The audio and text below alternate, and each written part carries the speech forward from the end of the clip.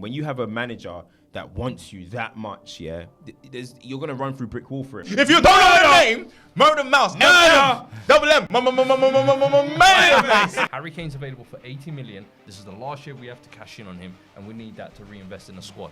I don't think the planning has been done because you got to remember our director of football is in jail.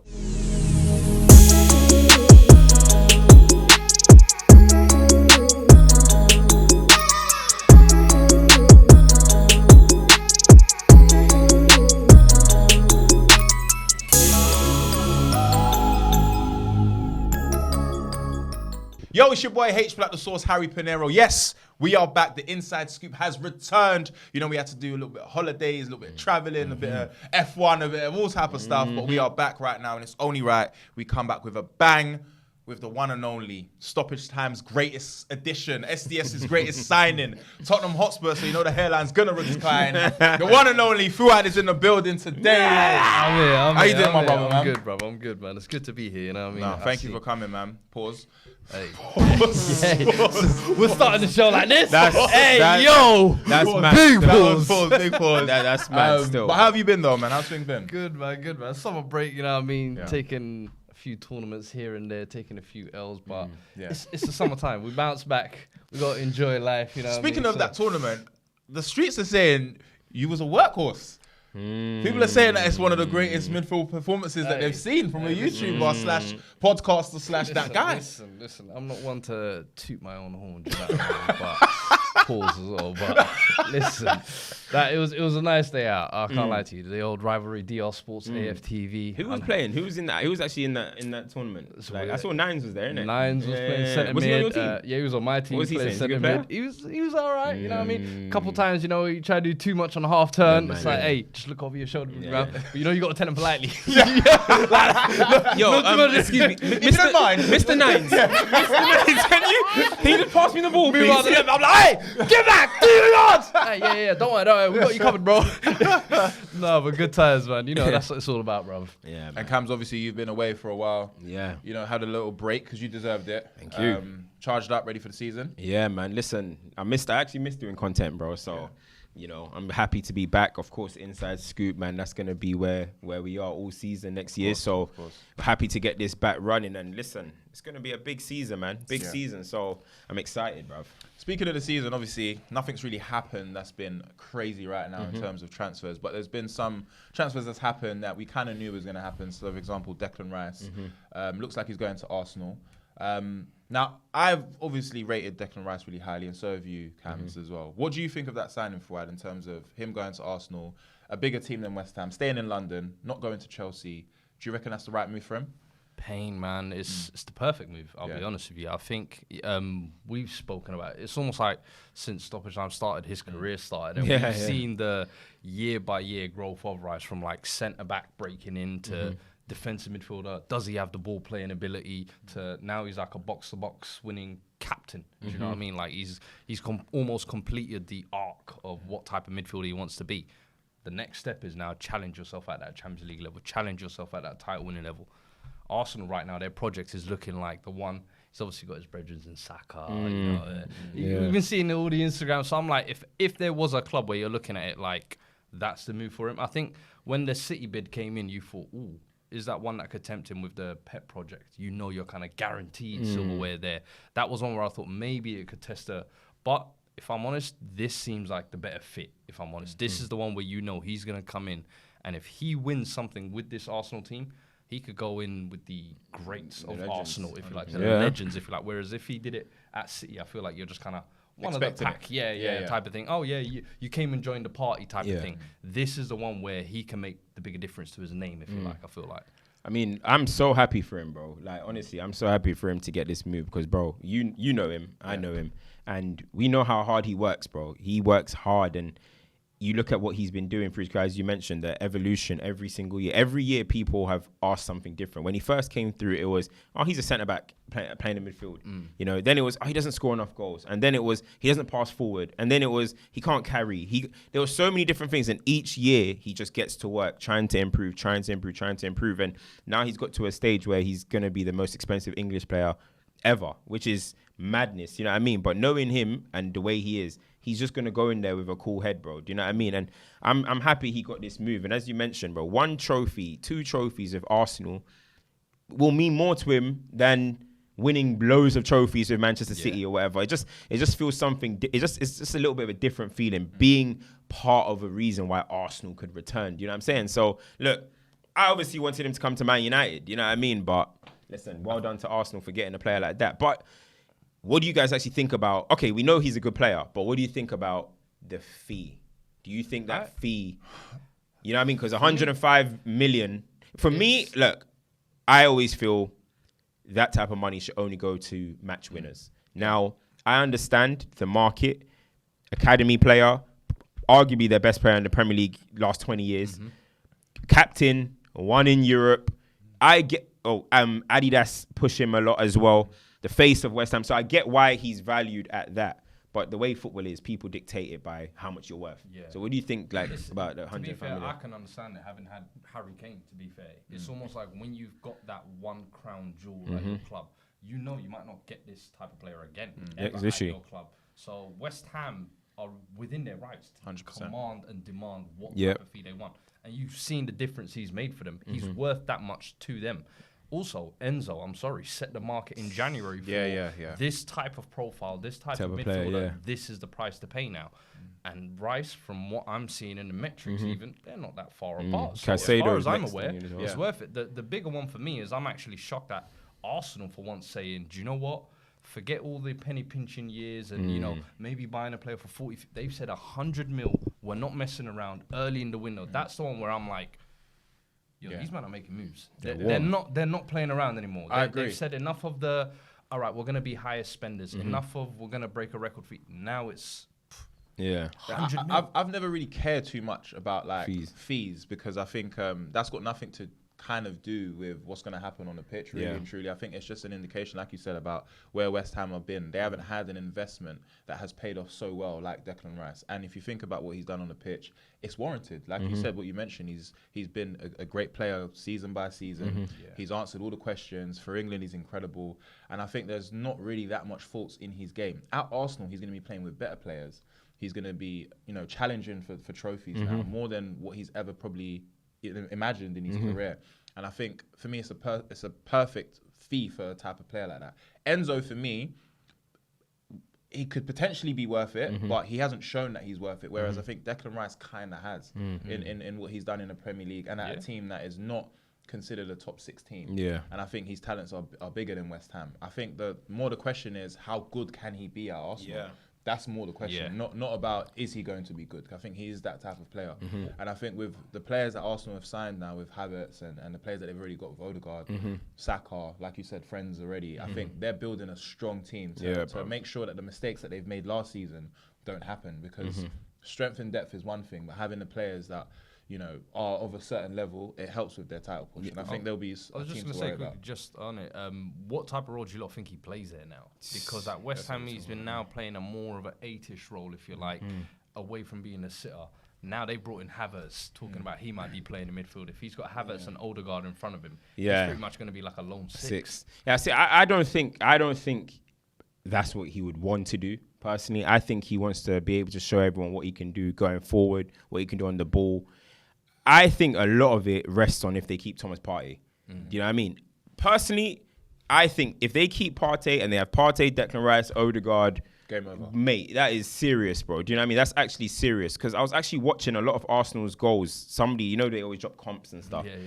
Partey was at the forefront, like at the beginning of bare goals, bro. Him and Odegaard were popping that ball. So I'm like, him and Declan Rice have different qualities. So trying to get Declan Rice to do what Partey done, that's silly in my opinion. Do you know what I mean? Have him alongside Partey, that's great. But there's all the talks about Partey leaving. So if Partey leaves, Rice is going to have to be the sitter or he's going to have to be alongside Jorginho. Jorginho, I think, was brought in as a stopgap, quickly just kind of... So that I actually think Arsenal...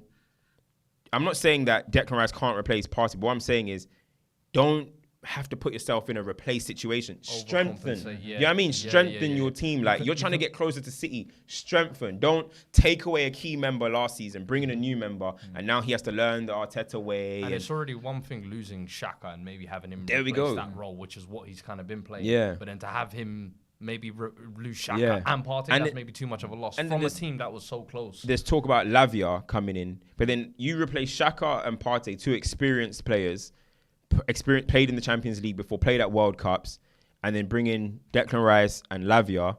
I just think you're changing your core a little bit. It's too much, you know? That was a big call last season. I think when you look at Lavia, we don't know what his ceiling is right now. And I think at Arsenal, I think when you play alongside players like Odegaard, players like Saka, players like Rice, it is going to elevate your game. I think at Southampton, what we saw is that he could be a great player, but it's not going to happen at him being at Southampton. Yeah.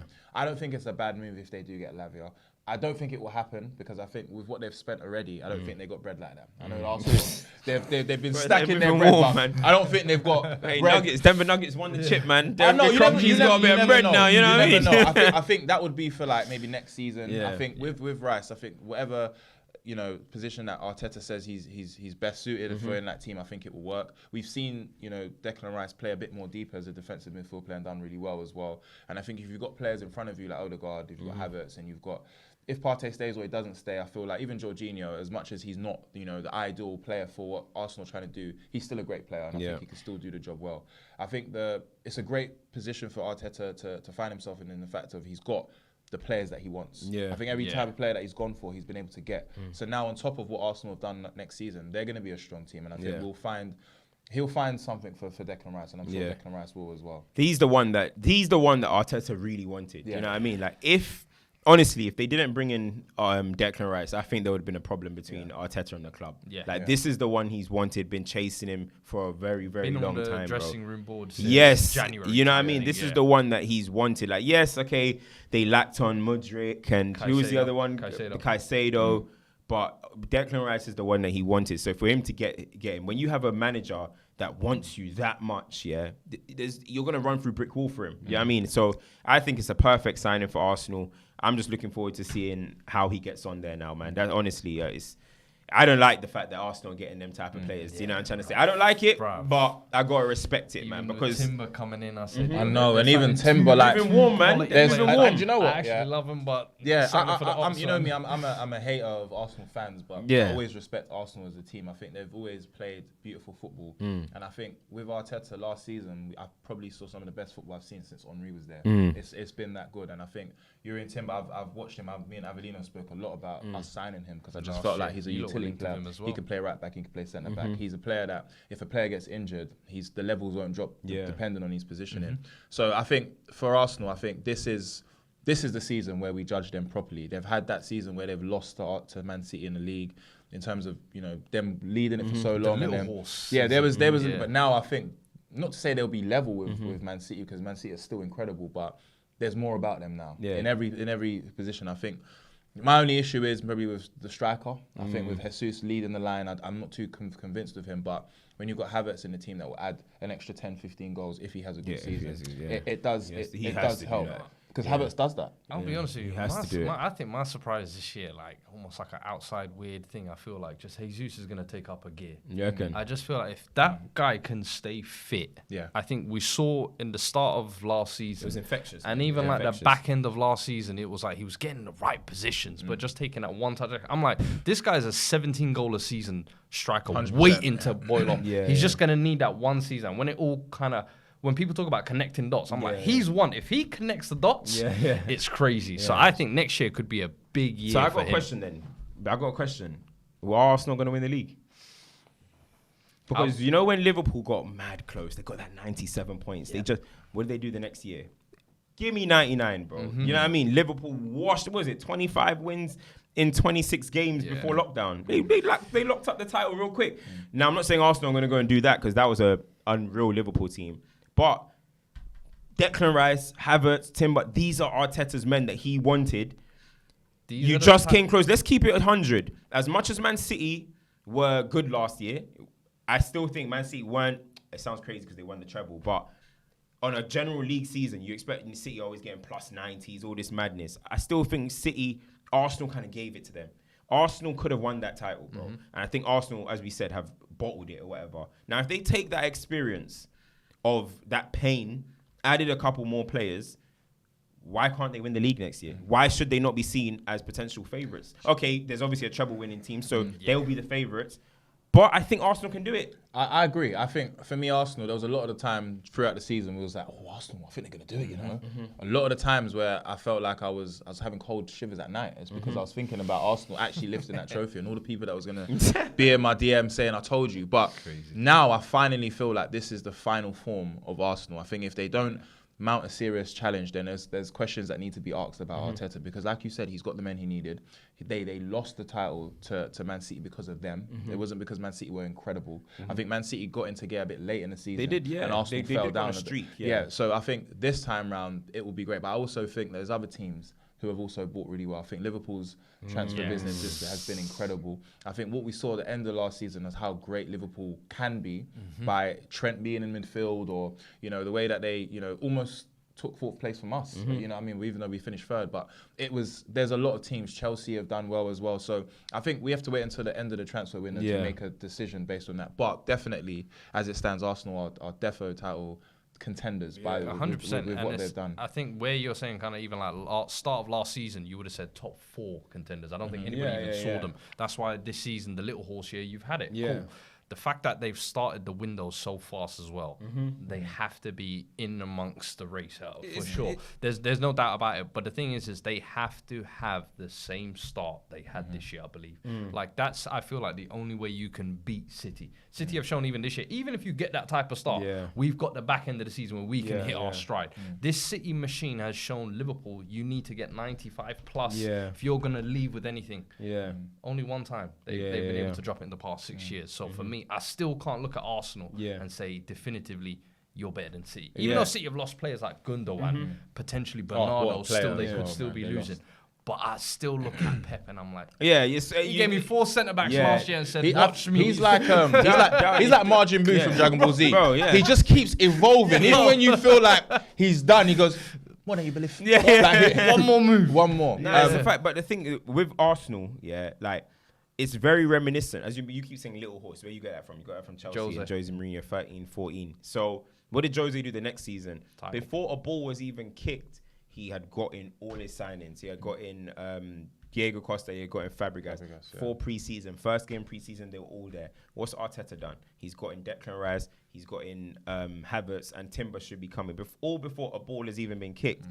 Yo, he means business. So we've seen examples of guys getting very close and then winning it the next year. We've seen it with Klopp and Liverpool. We've seen it with Chelsea and Jose.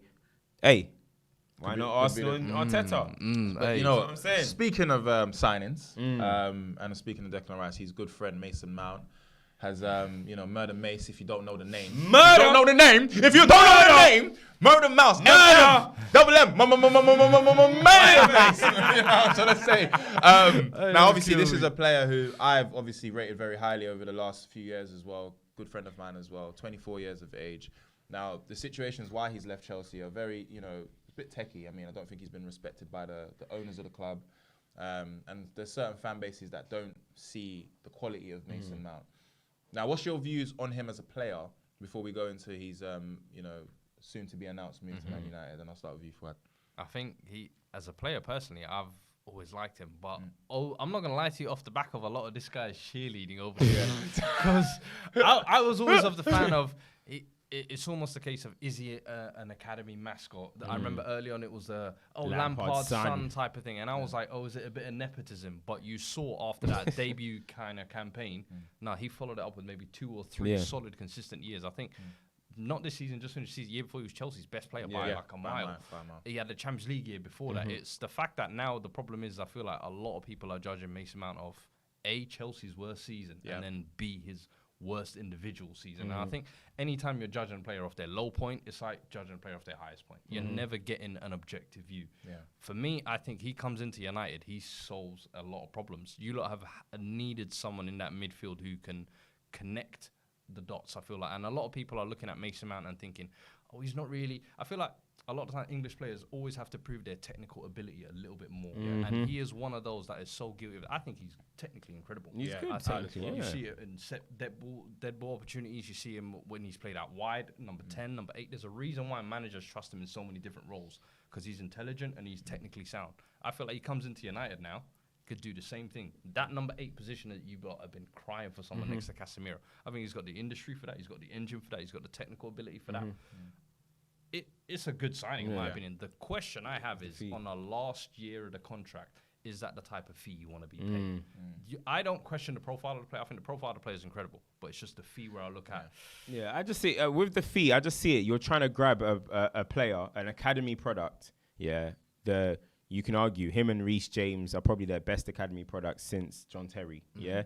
You're trying to grab that from your direct rivals. Now, they're not Liverpool or Man City to us, but they're direct competition rivals. So there's going to be a premium on that. Do you know what I mean? So that's why I think the fee takes place. So listen, if Real Madrid were trying to sign him, they would have probably ended up paying 40 million. I was going to say, do you think there's a United tax in general? There's been a Man United trying to recover from that, but Woodward did. Woodward, he wherever you are, you stay there. You stay there. Blood. As soon as the United becomes it, because I'm seeing Kovacic move to City for 30 million. I'm like, hold on, what's going on here? Havertz for 65. But it's our fault. I think anything that's happened in terms of the United tax is our fault. Sometimes we've gone and just spunked money because we have it. And we haven't actually thought about the repercussions that's happened. We spent 80 million on Maguire, near enough 100 million on Anthony. Sancho was 90 million. Pogba was 90 million. Lukaku was.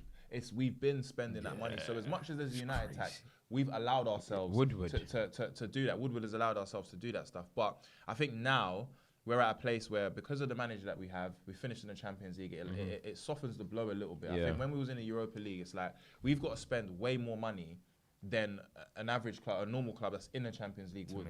I think right now with Mason Mount, yes, the fee is a bit excessive, but I think with the profile of the player, like Fuad said, it kind of makes sense. It's when we go and buy players that we don't actually need is the issue. I think we should have spent a lot more money on a striker, because I think that was our main priority, but I think we can play Rashford up front if we don't buy a winger. I think we can do that. I think Weghorst going was an indication that that's not the type of profile that we're looking for. So I'm intrigued to see what happens in the next few weeks. But Mason Mount, I'm very happy with it. I've always said that I think with what Fad's saying, I think his profile of a player has just been undermined just by last season. I think if this was 2 seasons ago, no one would say anything. It would have been like, it was a still, what's wrong with Chelsea? And I literally, go on. I was going to say the prime example of that is even Eriksen coming in last year, where you thought, okay, we need someone with technical ability in that midfield. He's got all the technical ability, but he was a hologram defensively at times, where you're thinking, yo, we need someone who's going to give us a little bit. You feel like Mount can kind of come off the ball. Mount's really good as well. I actually remember, so you're talking about 2 seasons ago. Do you remember on Stoppage Time, we were talking about when I said Tuchel doesn't improve attackers? Yeah. Everyone's rebuttal was, look at Mason Mount. Mount's got 16 goals and assists. Look at Mason Mount. And now they're all saying, thank you, buy Mount. So it just shows how quickly online fans change on a player. Do you know what I'm trying to say? So I think Mason Mount in a new system that they're trying to build would literally add to that, because he knows the club and he would have loved him. He wanted to keep him. He's a workhorse. I don't think there's been any manager. You've seen Lampard, Tuchel, all these managers that have come in have all played Mason Mount because of what he does off and on the ball. He's that type of player. The profile that he possesses, and he's only going to get better. This is not the be-all, end-all of Mason Mount's career. He's only 24. You know what I'm trying to say? And I think it's a big mistake from Chelsea. I think for me, the only issue is where he's going to Man United, and we haven't actually done our due diligence in the transfer window. I think that is what will undermine. We can end up scapegoating him. We can scapegoat him by not being the only signing. Because you add Mason Mount to our team, it's not to say Mason Mount is going to be the final puzzle that we're looking for. We need way more. So I don't want that for Mason Mount's career, for that to undermine it. But in terms of if he was going to a club that, let's say for example the way Arsenal are run right now, perfect sign. Yeah, because it would work. It's so funny because he was linked with Arsenal. That Arteta did want Mason Mount. Let's not forget that, right? Mason Mount is a good player. Do you know what I mean? And the one thing I like about Mason Mount, that it may go over a lot of people's heads. You can just see that this guy, maybe that's credit to Cobham, he is so well coached, bro. You see the way he receives the ball in the half turn. You see the way he opens up his body when he gets on the ball. Everything he does is very technically sound. But because it's not like it's flashy. not the most flashy or whatever. Yeah, Some people kind of undermine that side of the technical ability. But Mason Mount has shown he can get goals, he can get assists, he can create chances. He is a good player. And especially if I'm looking at how Ten Hag wants to play with Man United, I think Ten Hag wants to put 2 pressing 10s in Bruno and thingy. Casemiro, you're just going to control that area. And potentially, if Dalot stays fit, I think he's going to try and make Dalot come a little bit inside to create a little bit of a pivot with Dalot. And then you go. So I'm saying, so like all of a sudden, you have a pressing, aggressive team. And by the way, Bruno and Mason Mount, I think other than KDB, from that position, are like the most productive for chances created and over that span. So all of a sudden, you're now adding goals to your midfield as well. So I think it's a good signing, but it has to be implemented right. As Harry said, if he's the only signing, we've seen Man United do this before. Paul Pogba, all these guys. You bring in this one guy and say, hey, we got nothing else now. Can you deliver, please? We need more. Signing for United as well. I feel like it's scary. Talk about signing players from Chelsea. I've seen Matic come in. He was a star for Chelsea. But he was on the way down. Like, and you could say that, but then look at Mata. Was he on the way up? He was a depressed you again. Jose was like, but you know what, But Fuad's right. When you come to United, it feels like there's a different... I remember Di Maria looking world class before and after. He was talking about that yesterday on Twitter as well. And it's like, sometimes coming to United, it's just a different level of... We saw Sancho go from, he's in conversation with Mbappe and Haaland, so now it's like, it's a different pressure. Could Mount... You've seen what he's dealt with at Chelsea. Can he deal with it? But that touches on to Harry's point, though. I feel like we got a good manager this time. I think we got a manager that can implement his system, implement what he wants Mason Mount to do, and it kind of takes away the pressure of what I think all these other guys. LVG, he was beefing Di Maria as well. He was moving mad. Like dropping Jose, on the touchline and that. Yeah, Jose. We all know Jose was a little bit on the way down. Oli is Oli, whatever. But I think we finally got the right manager. I don't know if you agree with that, Harry, but I think we finally got the right manager that can hide certain things. Because just imagine if we didn't have okay, obviously Ten Hag's the one that signed Anthony, but imagine if we didn't have a good season last year. Oh my God, Anthony, he'll be getting driven. He'll be on the way to hospital right now. Do you know what I mean? So I just think with a good manager, you can hide them flaws, and all of a sudden, the player can feel easy to grow. You know what I mean? Yeah, I think with Ten Hag, I've watched a lot of games. I've seen when we've been losing and how we've come back. I've seen like even in the FA Cup final that we had, I don't think City were incredible. Yeah. I just think that the players were tired. They didn't implement what Ten Hag has been trying, which is to press. I think with what Mason Mount does very, very well is that he presses on, like I said, on and off the ball. So does Bruno. So I think we just need to be aggressive this season. I think one thing that we're not going to be able to match other teams is with quality. We have to understand that. Arsenal are going to be a better team than us. So are City. Liverpool, they're going to be a better team than us as it stands right now. So we just need to make sure that whatever we're trying to do, we do it really, really well. Facts. We need to make it very, very difficult for teams to play against us. Because for now, I think when the greatest managers or the greatest teams, they work with what they have. We saw Brighton play a lot of teams off the pitch, but they worked with what they had. You don't look at Brighton and go, he's a star. You look at these players that he's a great player, and if he goes to this team, he'll be great. So like the likes of Casado and McAllister. So I think it's just us mentally, what our players are willing to do this season. Yeah, a lot of this rests on our players as well. Because Ten Hag, I can't lie, he's the guy, bro. He's brought us a trophy. He brought us to a cup final, and if not for the Sevilla game, we could have potentially been in the Europa League final. So. For his season, I think as a manager, he will be very, very proud. The club need to back him, and the players need to literally back him even more. And then we can look at this differently. Right. We need to be bringing in... Go on, finish. Yeah, I was just going to say, lastly, to think about United. Where do you think United currently, with all the signings that we've got, even though there's not a lot of them, where do we finish this season realistically? Currently, as it stands right now, I don't think we're in the top 4. Yeah, I think 5th. Yeah. I think right now, as it stands, 5th. Right now, actually, to be honest, actually, right now, as it stands, I'll say 4th. I'll say 4th. I think Liverpool will be back. Back is hard to say because that was a 99-point team. So I don't know if they're going to be back to that. But I think Liverpool will be back to being a top 4 team. I think Arsenal... Yeah, Newcastle, I still got to see them with the new schedule and all of that type of stuff. You know what I mean? I want to see Joel Linton in Europe and that. I mean, I saw him for Brazil the other day. Looking boot cutty. But I feel like right now, I would say, okay, do you know what? I'll say top 4. I'll say 4th, but it will be like a battle at the moment. Do you know what I mean? We don't know what Chelsea can do. They haven't really made any moves. They just sold.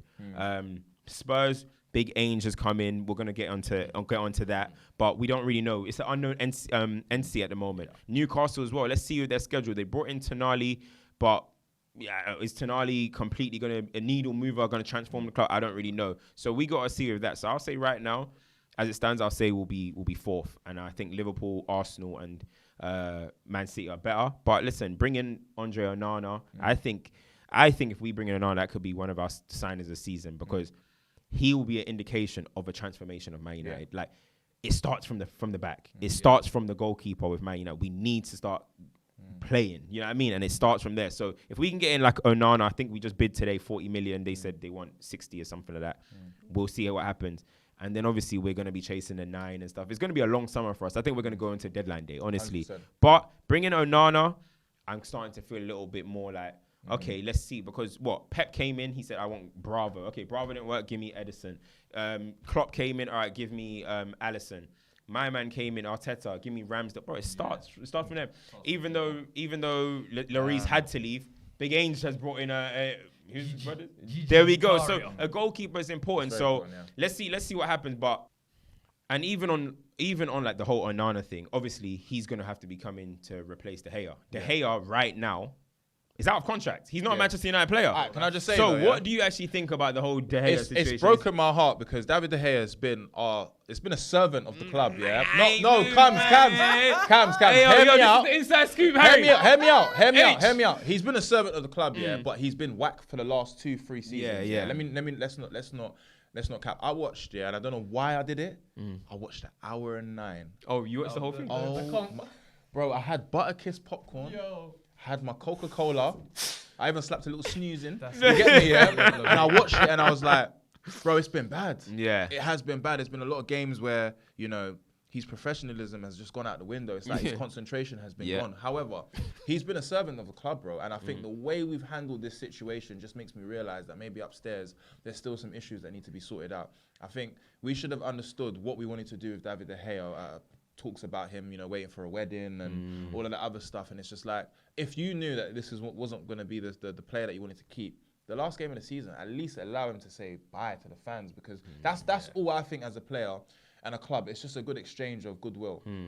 However, watching the Champions League final, because we was there live and I said to Ab, I was like, Onana's buoyant, like being able to like press Man City back just by having the ball at your feet, and them knowing that this guy ain't gonna lose the ball, so we're gonna back off. Against with De Gea, when he has the ball, fans are going like players are running at him, and I think that's the pressure that we need to relieve ourselves from. So Onana definitely has to be our signing, or even I've been a fan of Ray, I've been a fan of Sanchez, I've been a fan of all these, like even Costa from where's he at Porto. So it's like, these are the type of players, the game's changing and we definitely need to adapt because all the other teams are. So David De Gea, as much as he's been a legend of the club, it is time for him to go. It just needs to be done in a respectable manner. But look, United have a history of this, bro. Where are we right now? We're in the 5 studios. Do you see where we handled Rio Ferdinand's departure? Do you see we have a history of handling departures pretty poorly. Do you know what I mean? And you would have thought maybe different regime now,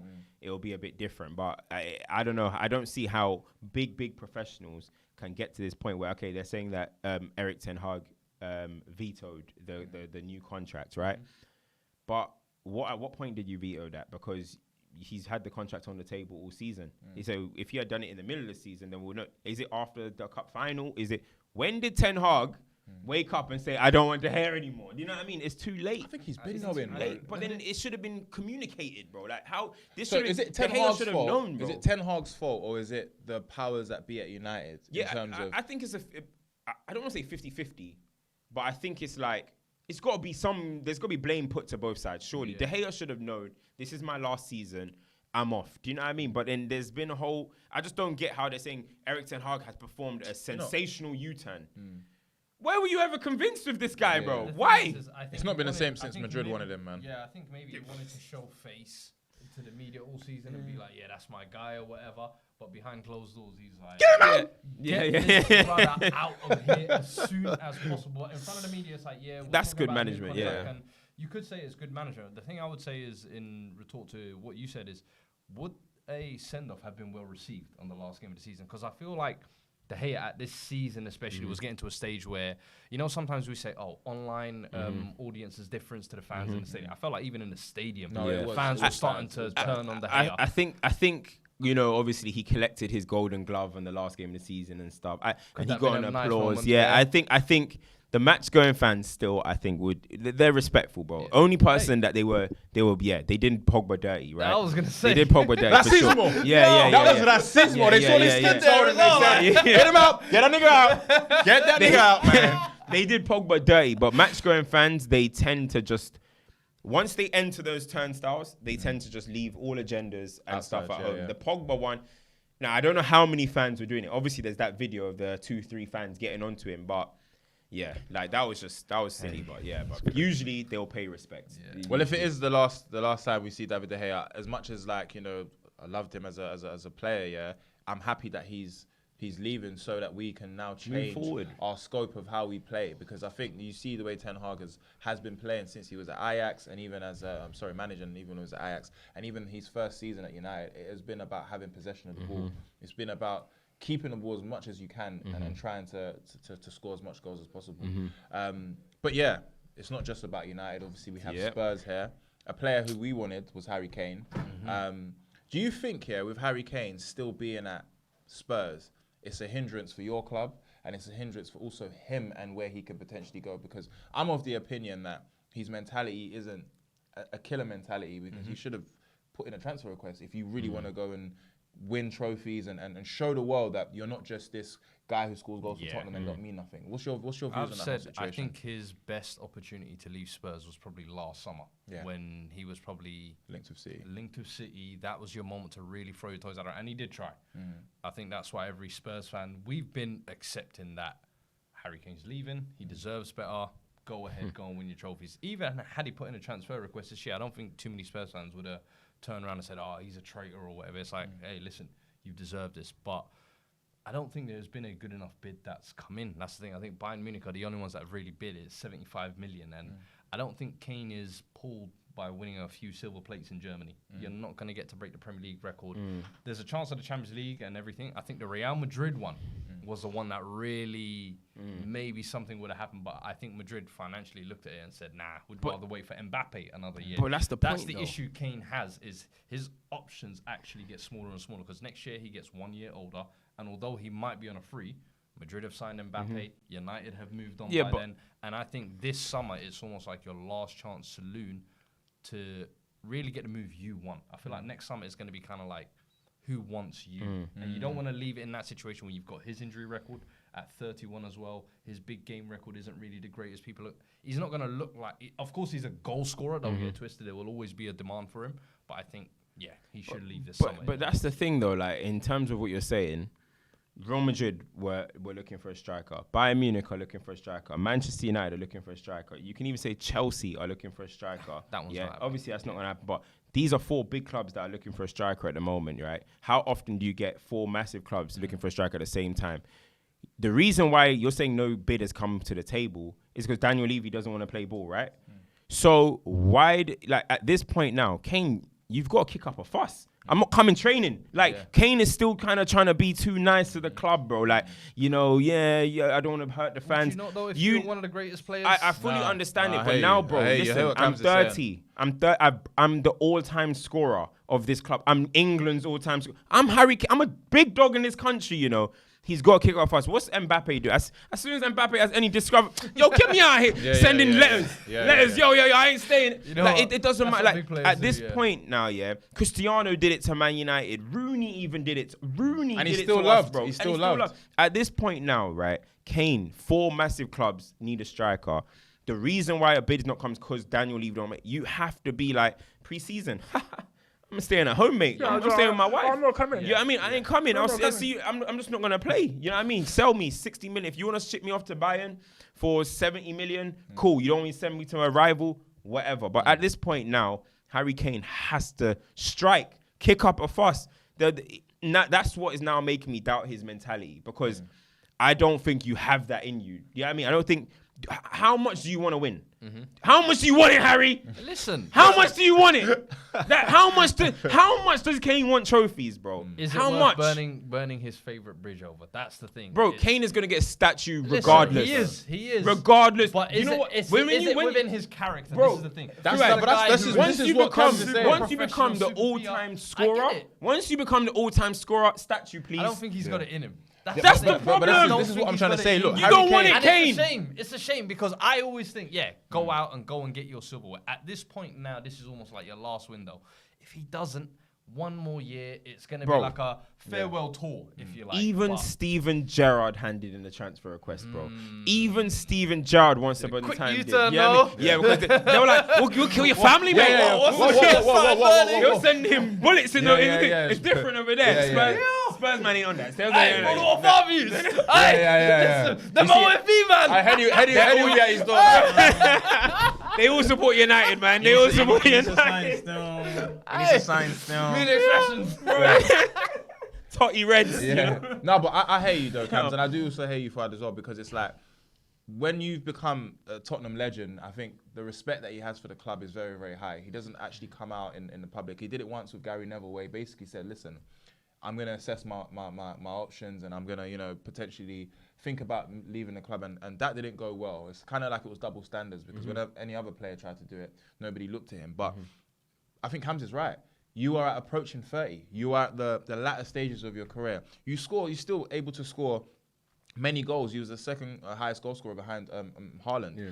This is your time, if not any time, to actually make a move because Man United are looking for a striker. Whether or not we have the funds or not is one thing. Bayern Munich, as much as you say you might not want to go over there, you're still going to try and have an attempt to win a Champions League. You're still going to be able to win a trophy, a domestic trophy, a league title, which you haven't been able to do. Yeah. These are all things that are just going to wash your career if you don't make those moves. I think when we look at Harry Kane, there's no one in this world that can deny that he is one of the greatest finishers that we've ever seen in the game. But when we talk about legacy, because that is what we always look back at, the goals are one thing, but his legacy, he'll diminish it by staying at Tottenham. Now, Daniel Levy, look, I've always had my views on how he is as an owner of a club. I think it stinks because you've got someone who you can cash in, and you could have cashed in crazy and built your team off. You haven't done it, and now you're stopping him from doing what he needs to do. Now that he's tried to play ball the right way, I think Cams is right. He's just got to go mental. He's got to knock on that door. Like, listen, look, I need to go. I need to go and I want to score goals. Okay?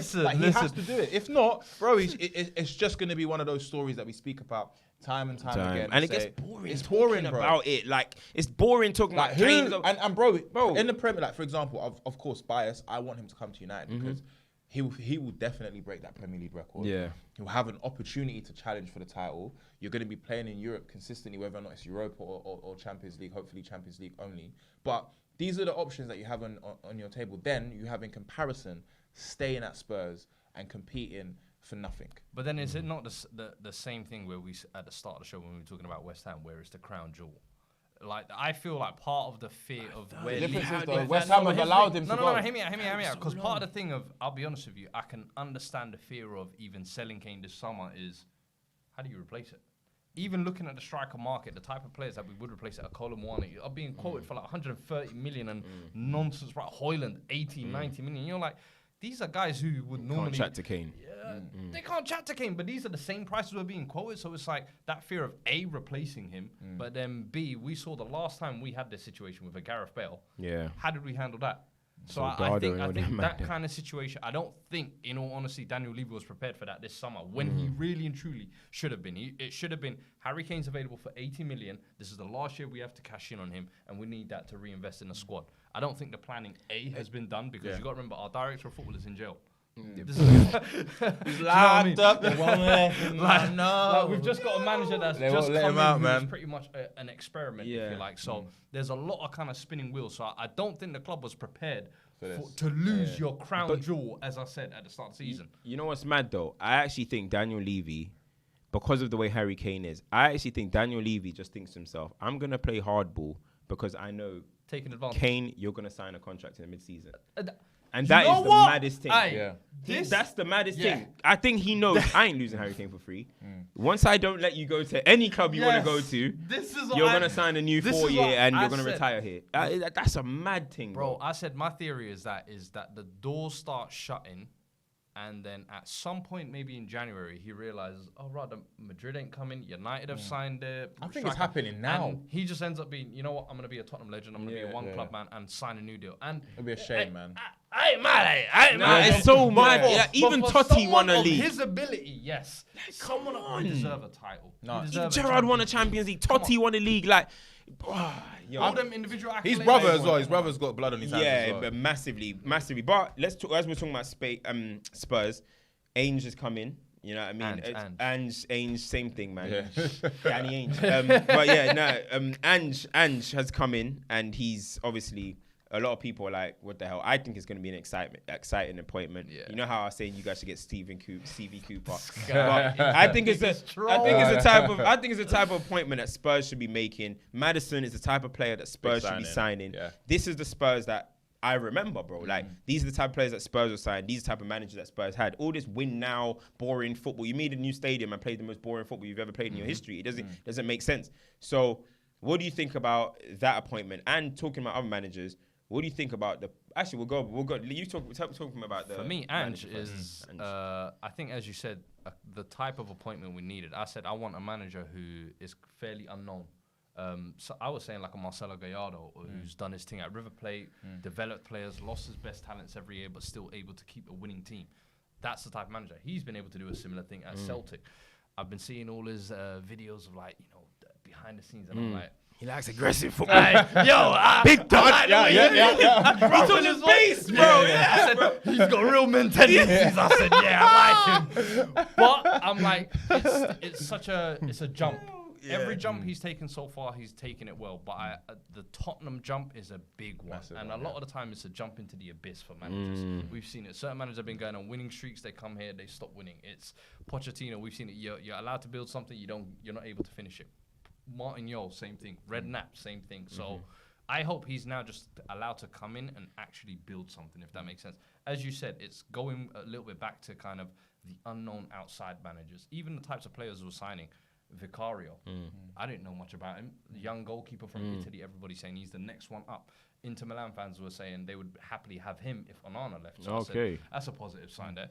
Mana Solomon's linked to now all of us. That's a good sign. Madison coming in as well, But it's like these are the types of kind of signings we used to go for. Whereas over the last couple of years, we've been paying for the likes of Ndombele, Celso, Emerson Royale. It's like, let's get back to smart signings and hopefully we can kind of build something. That's why I said this season, don't worry about us.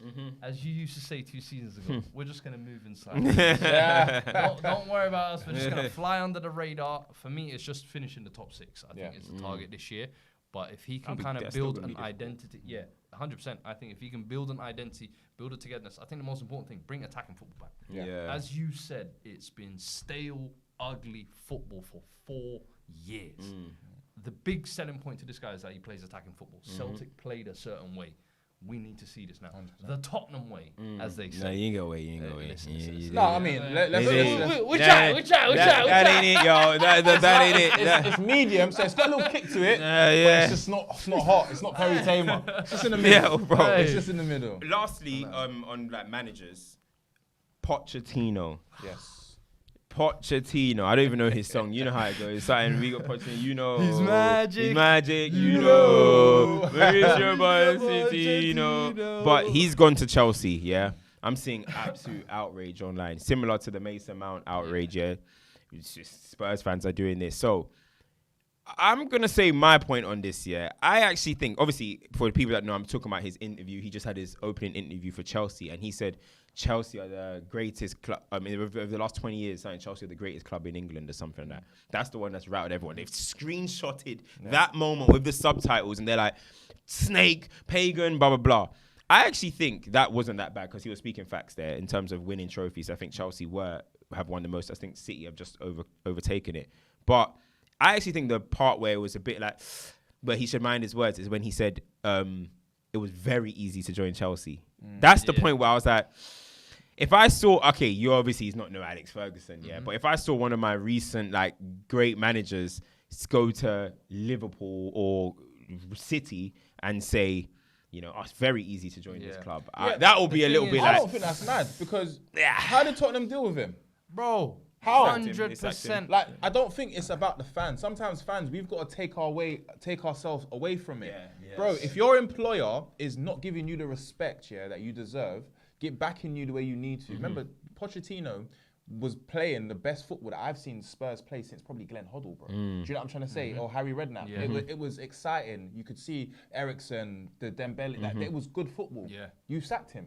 So if he doesn't have the respect for the owners and for the club, not the fans, you can't be mad at him. Yeah. Like, look how you treated him first before you actually 100%. go into that outrage and start to call him this. And of course, bro, he's signing for Chelsea. If he came to Chelsea and said, you know what, it was quite difficult for me to pick this team, then already as fans, you'll be thinking, is this the manager that we want to have? If he's questioning whether or not he should be with this team. So I think he's done the right thing, and it's a perfect interview. Some players who have never seen Man United play, Arsenal play, Chelsea play, when they sign, say, I've been watching this team for the whole of my life. You didn't have a TV. You know what I'm trying to say? So it's like, people say what they need to say to make sure that the fans are on board with them. So I think that's all he did. I don't think it's that personal. Listen, for me, where is the lie? Is where I say, and he says that. In all honesty, I feel like as almost like when he says it's easy to join Chelsea, as almost like a backhanded slap to Levy. You look at every manager who's left Tottenham has taken some type of dig at Spurs, and it's never. The fans always take it as they're taking the dig at us. It's the board and the ownership. It's the same board and ownership. We, the fans, criticize.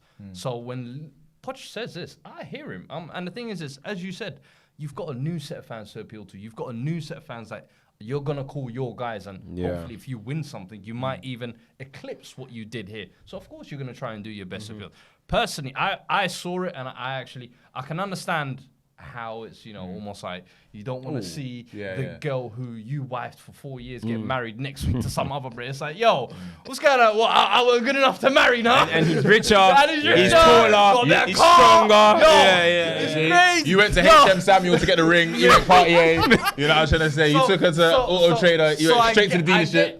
I get it. Of even seeing it. When I woke up that morning, I saw my timeline. I had close to it for 2 hours. I was like, yo. That Chelsea new kit is that new training slaps. gets hard. So Poch was looking kind of fresh. Yo, and I was like, aura right there.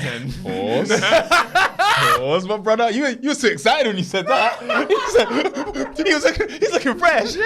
You need to chill, bro. Hey.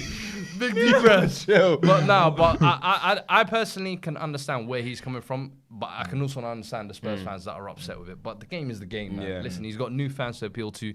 It's what he's going to do. Do you know what I mean? And I personally have always said, listen, the minute you sign for the ops, the bloodlines are cut, man. We move now. You know what I mean? You get treated like an op. But before we wrap it up, who's you lot's? Obviously, it's just good to get back to talking ball again, bro. It's been a minute, but. Yeah. Who's you lot so far like a sleeper signing?